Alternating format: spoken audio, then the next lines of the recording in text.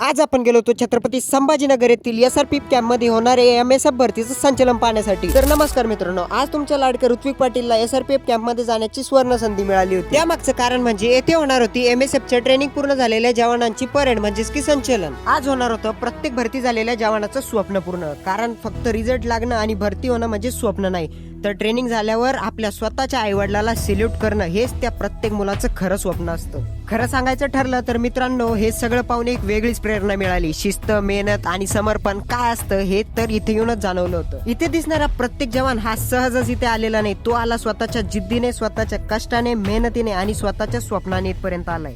दररोज स्वतःला घडवणारे पुढे जाऊन देशासाठी उभे राहतात। सोपं तर काहीच नसतं हो, पण मेहनत केली तर अशक्यही सुद्धा काहीच राहत नाही। बघा त्यांची चाल, त्यांची समानता आणि त्यांची शिस्त एकदम जबरदस्त होती।